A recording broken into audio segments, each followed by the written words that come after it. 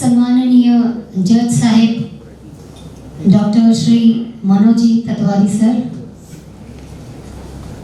सन्माननीय श्री परेशजी मेहता साहेब, सन्माननीय doctor Deshpande sir, तसंच सर्व सन्माननीय अतिथी,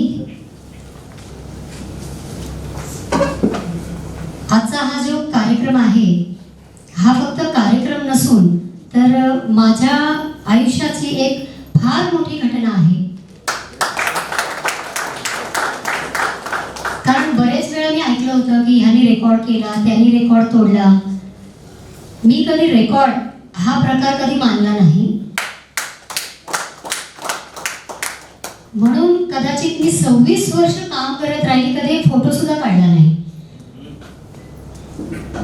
याच्यासाठी माझ्याबरोबर नेहमी माझ्या सोबत राहिलेली माझी माँ म्हणजे श्रीमती शैलजा माधव देशमुख यांनी नेहमी मला सपोर्ट केला. बाई मावशी निर्मला डावल यांनीही मला खूप सपोर्ट केला. घरामध्ये जर त्यांनी सपोर्ट नसता केला, घरी जेवण बनवण्यापासून प्रत्येक गोष्टीमध्ये, तर कदाचित मी बाहेर येऊन हे कार्य करू शकले नसते.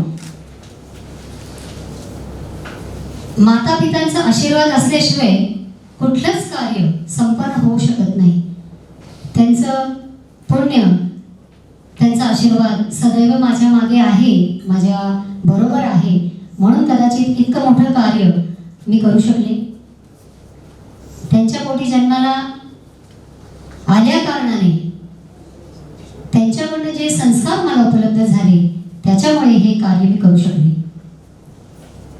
त्यानंतर माझे द्वारिकाधीश म्हणजे माझे कृष्णजी, भगवानजी माझे, त्यांचा आशीर्वाद नेहमी माझ्या पाठीशी आहे. आणि त्यांनी केलेलं कार्य मी हे करत आलेली आहे. त्यांचा आशीर्वाद आहे म्हणून हे कार्य मी करत आलेली आहे.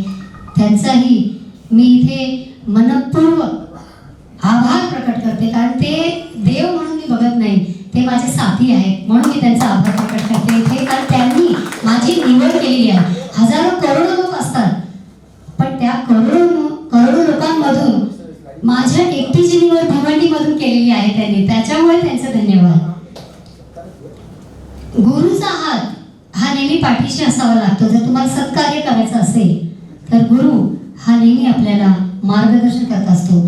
तर सदीचे महानायक श्री श्री अमिताभ बच्चन साहेब, ज्यांचं नेहमी उल्लेख मी माझ्या प्रत्येक भाषणामध्ये करत असते. आणि असे गुरु मला लाभलेले आहेत की ते परीस आहेत. म्हणतात की परिसाचा स्पर्श झाला की माणूस असो किंवा कुठलाही प्रकार असो त्याचं सोनं होतं. तर आज साहेबांचा हाताचा स्पर्श मला आहे, कदाचित म्हणून माझं सोनं झालेलं आहे. त्यामुळे हा अवॉर्ड सुद्धा मी त्यांना डेडिकेट करू इच्छिते. गुरुचं नाव घेतलं तर आपल्यामध्ये इथे आता उपस्थित आहे श्री किशोरजी देसाई सर. ते आमचे गुरु नाही आहेत, एक मित्रच आहेत आम्हाला, आमच्या सर्व DMLG ग्रुपसाठी. ते खरोखर एक सुंदर अशी उपलब्धी देवाने आम्हाला दिलेली आहे. तर किशोर सर हे माझे गुरु, त्यांना मी माझं प्रणाम करते. गुरु नंतर जर कोणी असेल आपल्यासोबत तर ते आहेत आपले सती सहयोगी. माझे खास असे कोणी मित्रमैत्रिणी नाही आहेत, पण अगदी मनापासून मी जर ज्यांचं नाव घेईन तर हे चंद्रिका आणि शोभना, त्या नेहमी मला अप्रिशिएट करत आलेल्या आहेत. माझ्या कुठल्याही अवॉर्डला कुठेही असो त्या पोचतात बरोबर. आणि नंतर मग उशीर झाला की माझ्या शिव्याही खातात. परेश भाई मेहता यांच्याबद्दल मी बोलू इच्छिते की परेश भाई म्हणजे आम्हाला असं वाटतं की अमिताभ बच्चन सरच इथे आलेले आहेत. कारण परेश भाई एक अशी व्यक्तिमत्व आहे की तुम्ही कधीही जा, ते अगदी असे फिरत असतात की काहीच नाहीये, पण आम्हाला माहिती ते काय आहे. तर परेश भाई जेव्हा मी त्यांना फोन केला, सर असा असा कार्यक्रम आहे आणि तुम्हाला स्पेशल गेस्ट म्हणून मला इन्व्हाइट करायचं आहे, त्यांनी एक क्षणभरही लावला नाही की मी तुमच्या खुशीमध्ये सामील व्हायला नक्कीच येणार आहे. आणि एकदाच माझं बोलणं झालं, त्यानंतर परत माझं बोलणं झालं. पण सर आपण इथे हॉलमध्ये, म्हणजे मी इथे हॉलमध्ये पोहोचायच्या आधी सर इथे आलेले होते. Thank you so much sir for giving your valuable time. Thank you. माझे फॅमिली मेंबर्स जे नेहमी मला सपोर्ट करावा, माझ्या प्रत्येक कार्यक्रमामध्ये हजेरीच लावत नाही तर मला भरभरून आशीर्वाद देतात, असे माझे काका, माझे कझिन्स जे इथे आहेत ते सर्व आता इथे माझ्यासोबत या अवॉर्डसाठी मला प्रोत्साहित करायला, मला आशीर्वाद देण्यासाठी इथे आलेले आहेत. त्यांचंही मी इथे धन्यवाद करू इच्छिते. डॉक्टर जयानंद केनी सर. डॉक्टर जयानंद केनी सर ही एक अशी व्यक्ती आहे, इंडिया बुक ऑफ रेकॉर्ड आणि एशिया बुक ऑफ रेकॉर्डच्या ऍप्लिकेशनच्या 2 दिवस आधीपासून माझ्याबरोबर काम करतायत. लेटर जमा करण्यापासून प्रत्येक गोष्टीमध्ये सरांचा हात आहे. स्पॉन्सरकडे घेऊन जाणं, प्रत्येक वेळेला त्यांना फोन करणं, त्यांच्या कामामध्ये अगदी बिझी असताना सुद्धा हा मॅडम या, तुम्ही या, आपण बसायचंय, म्हणजे त्यांचे पेशंट सोडून सुद्धा ते माझ्याबरोबर आजपर्यंत बरोबर आहेत. आणि माझी अशी इच्छा आहे की त्यांच्यासाठी जोरदार टाळ्या पडायला पाहिजे आणि त्याच्यामुळे हा कार्यक्रम होणं खरंच शक्य नव्हतं.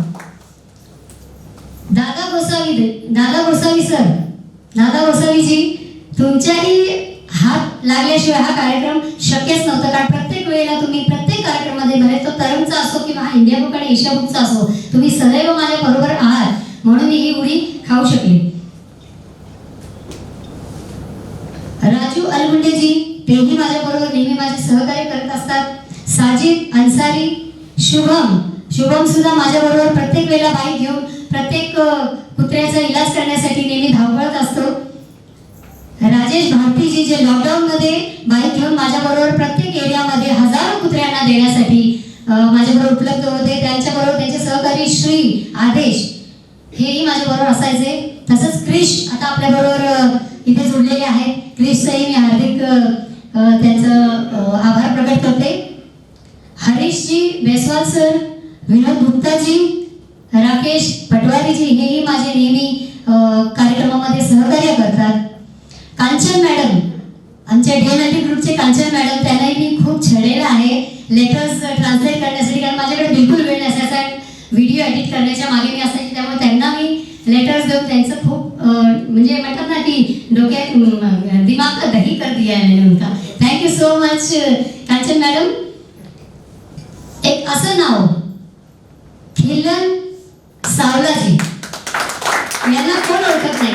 खिलन सावलाजी एक अशी व्यक्तिमत्व आहे जी मला फक्त लॉकडाऊनच्या वेळेला भेटलेली आहे आणि या 6 महिन्यामध्ये आमची अशी एक हे जमलेली आहे की कुठेही त्यांना कुत्रा आढळला की मॅडम ये ऐसा है, आते क्या, आ जाओ खिलन, जाना है. कितीही वाजता, म्हणजे 11 वाजता का नाही असं रात्री, मॅडम ये वो कुत्ता मिलेगा नहीं, क्या करेंगे, आ जाओ, जाना है. मतलब प्रत्येक गली में खिलन मेरे साथ में ही है और आगे भी जब भी शेल्टर हाउस की जरूरत रहेगी तो खिलन हमेशा मेरे साथ इसी तरह से सपोर्ट में खड़े रहेंगे, ऐसे मैं समझती हूँ. Thank you kiln. डॉक्टर बरगापुरकर वो यहाँ पे मौजूद नहीं, लेकिन फिर भी मैं बोलना चाहूँगी कि लॉकडाउन के वक्त से लेकर अभी तक जहाँ जहाँ पर प्राणियों का एक्सीडेंट हुआ है, और तकरीबन मैं 300-350 कुत्तों को पहले खिलाती थी, लेकिन लॉकडाउन के वक्त में 1000-1200 होने की वजह से 90,000 मेरे को महीने का खर्चा आता था. और इसके आगे मैं शेल्टर हाउस में अगर लेकर जाना है तो बिल्कुल पॉसिबल नहीं हो पा रहा था मुझे. उस वक्त में खिलन को कॉल किया तो खिलन कहते मेरे पास में मैडम 1000 रुपये हैं. अमृतसर मेरे पास में 500 है. तो बद्रापुरकर मैडम, हेलो मुझे शेल्टर हाउस ले जाना है. मॅडम कहेंगे किती लागणार आहे दीप्ती. म्हटलं सर मॅडम 1000 रुपये द्या ना. म्हणे घेऊन जा. असे हजार करून 3-4 वेळेला मॅडमकडे तर नक्कीच घेतलेले आहेत मी, पण शेल्टर हाऊसला नक्की कुत्र्यांना आम्ही ऍडमिट केलेलं आहे. थँक्यू किलन so much for always supporting. Kamlesh Shah ji, उनका भी बहुत बहुत धन्यवाद, इन्होंने भी बहुत सारा सपोर्ट मुझे किया. मयूर शाह, उनका भी बहुत बहुत धन्यवाद. एक नाव मी अजून घेऊ इच्छिते, ते आहे प्रशांत देशमुख जी, जे पत्रकार आहेत इथे आपल्यामध्ये उपस्थित आहेत. ते नेहमी माझ्या मागे लागत होते की तिथे एकटी किती करणार तू, आज एवढ्या वर्षापासून करते, तुझी स्वतःची कंडिशन इतकी चांगली नसताना सुद्धा एवढं सगळं करतेस, तर त्यापेक्षा तू रजिस्टर कर. तर रजिस्टरचा जो पण जिम्मा आहे तो प्रशांत देशमुख जी यांनी घेतलेला आहे. आणि हे जे नाव आम्ही सुचवलेलं आहे ते आहे सिम्बा,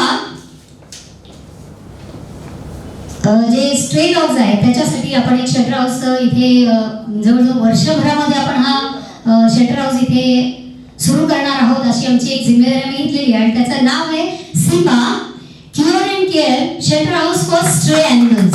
इथे मी त्याची घोषणा करते. त्याचबरोबर इथे जे हॉल उपलब्ध केला ते डॉक्टर हितेश चव्हाजी यांचंही मी मनपूर्वक आभार प्रकट करते. आमचे जे काही स्पॉन्सर्स आहेत त्यांचं प्रत्येकाचं नाव मी घेऊ शकत नाहीये, पण खरंच त्यांनी मला एवढं सांगितलं की मॅडम तुम्ही इतकं चांगलं काम करताय तर आमच्याकडून थोडंसं काही असेल ना कॉन्ट्रीब्युशन आम्ही नक्की करू. पण कॉन्ट्रीब्युशन थोडंसं नव्हतं, हा इतका मोठा कार्यक्रम त्यांनी करून दाखवला. त्याच्यासाठी मी खरोखर त्यांचं मनपूर्वक आभार इथे प्रकट करते. मी हात जोडीन, कारण त्यांच्याशिवाय हा कार्यक्रम पॉसिबलच नव्हता. त्याच्यामध्ये विशेष 2 नावं मी घेऊ इच्छिते ज्यांना प्रसिद्धीची अजिबातच गरज नाहीये. अशी एक व्यक्तिमत्व आपल्यामध्ये उपस्थित आहे आणि ते आहे श्रीदेवी ज्वेलर्सचे रमेशजी तेजावत सर. जोरदार टाळ्या त्यांच्यासाठी व्हायला पाहिजे. त्यांनी खूप सहकार्य मला केलं आणि कमलेशजी त्यांच्यासोबत मला नेहमी सपोर्ट करत आलेले आहेत. त्यानंतर विनूभाई मालदेजी, त्यांचं एक नाव मी घेऊ इच्छिते. त्यांनी मला कधी बघितलेली नव्हती तरीही त्यांनी हा सपोर्ट मला केलेला आहे. Thank you so much sir.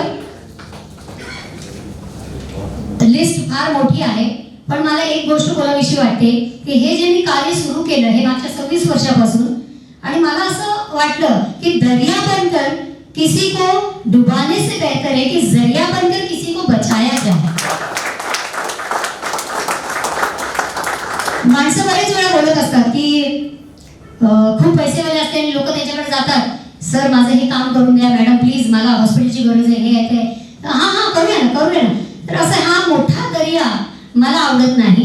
अगदी छोटा की तुम्ही बघितलं असेल की माझे कपडे अगदी घाणेरडे असतात आणि त्या घाणेरड्या कपड्यांमध्ये सगळीकडे फिरते. ज्यांना मला बघायचे, ज्यांना असं वाटेल की माझ्याशी बोलावं असं, ज्यांना मला त्यांच्या कारमध्ये बसावं असं वाटेल तरी बसू शकता, नाही तर काही हरकत नाही. तर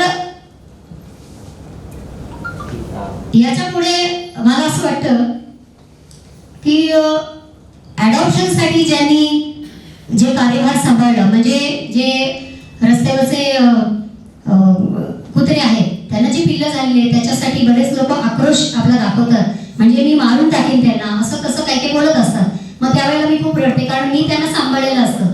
मग अशा वेळेला भरत पटेल जी एक नाव असं आहे, बरेच लोक त्यांना ओळखतात. भरत पटेलजीने फक्त फोन केला की भरत पटेल मुझे 3 बच्चे अडॉप्ट करवाने. हाँ मैडम ले आई, मैं अडॉप्ट करवा लेता हूँ, मैं खुद रख देता हूँ उनको. असे बरेच कुत्रे त्यांनी अडॉप्ट केले. त्यांच्यासाठी प्लीज एकदा जोरदार टाळ्या पडायला पाहिजे, कारण रस्त्यावरच्या प्राण्यांना कोणी लाथ मारून जातं, अशा प्राण्यांना ते अडॉप्ट करत असतात आणि माझे सहकारी आहेत. आता मला एक फार महत्वाची गोष्ट इथे बोलायची आहे आणि ती म्हणजे लोक प्राण्यांना मोठे अगदी 50-50 हजाराचे 1-1 लाखाचे कुत्रे आवड म्हणून घेऊन येतात आणि त्यांना त्यांचं मन भरलं की मग ते रस्त्यावर सोडतात किंवा अडॉप्ट करायला देऊन टाकतात. कदाचित त्यांना हे कळत नाही की त्यांचंही मन आहे. लहानपणापासून तुम्ही त्यांना सांभाळलेलं असतं आणि एक फॅमिली सारखे ते झालेले असतात आणि बाहेर गेल्याच्या नंतर रस्त्यावर कुठेतरी ते फिरतात. कारण लॉकडाऊनमध्ये बरेच असे ब्रीड्स आहेत, खूप सुंदर ब्रीड मी बघितले की त्यांना रस्त्यावर टाकून दिलेले आहे. तर मी तुम्हाला सर्वांना विनंती करेन की जर तुम्हाला झेपत नसेल ना तर असे सुंदर ब्रीड घेऊ नका तुम्ही. त्यानंतर रेबिस हा एक असा आजार आहे कुत्र्यांना झालेला की त्याच्यामुळे आपल्यालाही इन्फेक्शन होऊ शकतं. तर ते रेबिसचं जे इंजेक्शन आहे तेही सरकारने आपल्याला महानगरपालिकेने उपलब्ध करून द्यावं अशी मी त्यांना विनंती करेन. त्याचं कार्यभार मी सांभाळेन, मी स्वतः जाऊन त्यांना रेबिसचं इंजेक्शन देईन की जेणेकरून जर कोणाला कुत्रा चावला तर त्यांना तो इन्फेक्शन होणार नाही. त्यानंतर स्टरलायझेशन हा एक महत्त्वाचा भाग आहे. डॉक्टर देशपांडे ते बसलेले आहेत, त्यांचंही फार मी आभार प्रकट करू इच्छिते की त्यांनी नेहमी मला सहकार्य केले. सर हा कुत्रा चांगला होत नाही, याला एवढे इलाज केले, काय करू? तर सर मला सांगितलं की त्याला हे दे, आणि मी फोन करायच्या आधी सरांचा फोन येतो की ते बरा आहे का कुत्रा. मी इतकी सुंदर व्यक्तिमत्व आहे आणि त्यांनी दिलेला इलाज हा कधीही चुकलेला नाहीये. हा एक 100% इलाज तुम्हाला नेहमी देत असतात. त्यांच्यामुळे हे बरेच प्राणी चांगले करशील. Thank you so much Deshpande sir. तर स्टरलायझेशनवर आपण येऊया की स्टरलायझेशन हा फार एक महत्त्वाचा मुद्दा आहे की बरेच प्राणींचं आपण जर स्टरलायझेशन जर हाती घेतलं नगरपालिकेने तर त्यांची उत्पत्ती कमी होईल थोडीशी, आणि जेवढे आहेत त्यांनाच आपण चांगल्या प्रकारे ट्रीट करू शकतो किंवा त्यांना आपण पाळू शकतो. तर माझी हात जोडून विनंती बोलते माननीय मॅडम इथे आहेत उपस्थित, हे सर्व जे BJPचे आणि बाकी इतर जे याचे कार्यकर्ते आहेत त्यांनी याच्यासाठी मला सपोर्ट करावा अशी मी त्यांना विनंती करते. आणि एक शेवटचं मला बोलावं असं वाटतं की IBR आणि ABR म्हणजे इंडिया बुक ऑफ रेकॉर्ड्स आणि एशिया बुक ऑफ रेकॉर्ड्स हा फक्त एक मला प्लॅटफॉर्म पाहिजे होता. त्याला कारण हे आहे की हाँ वो एक लड़की आती है वो ट्रीटमेंट करके जाती है, असं नको व्हायला. फक्त आणि फक्त याच्यासाठीच हा एक प्लॅटफॉर्म. सेकंड थिंग आहे, एक भिवंडीकर म्हणून एक मानाचा शब्द लोकांच्या समोर यावा. का पाळीतील मी एक व्यक्ती कोणीतरी आहे की इंडिया बुक आणि एशिया बुक मध्ये गेलं तर माझ्या का पाळीची फॅमिली इथे बसलेली आहे ती नेहमी मला सपोर्ट करते. तर का पाळीतील सर्व माझ्या फॅमिलींना माझा धन्यवाद आहे की असाच सपोर्ट त्यांनी मला करत राहावा. आणि याच्या पुढे माझी एक इच्छा आहे की मी PhD करावं, कारण डॉक्टर नसताना मी DMLT आहे, पॅथॉलॉजिस्ट आहे. डॉक्टर नसताना जर मी हा इलाज करू शकते तर कदाचित डॉक्टर बनल्यानंतर सर्जरीज आणि हे बाहेर पाठवण्यापेक्षा मी स्वतः इथं सर्जरी करेन. PhDचा माझा एक प्लॅन आहे. पुढे सरांनाही मी सपोर्ट करायला सांगेन. अजून तुमचं सर हे संपलेलं नाही आहे, मी आणखी मागे लागणार आहे तुमच्या खूप काही. आणि PhD केल्यानंतर एक शेल्टर हाऊस हा फार मोठा स्वप्न आहे आणि तुम्ही सगळे हा स्वप्न साकारण्यासाठी माझी नक्कीच मदत कराल. तर एक बच्चन साहेबांनी बोललेले एक वाक्य आहे ते बोलून मी संपवते, कारण बच्चन साहेबांशिवाय कुठलंच काम माझं पूर्ण होत नाही. ते हे तुमच्यासाठी मी बोलते की मशहूर होने की ख्वाहिश नहीं है मुझे, मशहूर होने की ख्वाहिश नहीं है मुझे, आप मुझे जानते हैं बस इतना ही काफी है. Thank you so much. सभी अतिथिगण, फिर से एक बार मैं आप सभी लोगों का धन्यवाद अदा करना चाहती हूँ. और मैं ये चाहूंगी कि सभी लोग प्लीज एक फोटो ले लेंगे. और अभी कार्यक्रम खत्म नहीं हुआ है, मैं चाहूंगी कि प्लीज 2 शब्द अपने दिल से आप खुद होके आएंगे तो मुझे बहुत अच्छा लगेगा. मैं नहीं चाहूंगी कि आप लोगों को मैं उठाऊं. आपके दिल में अगर आता है कि मेरे लिए कुछ बोलना चाहिए तो आप प्लीज 2 शब्द बोलिए. Thank you.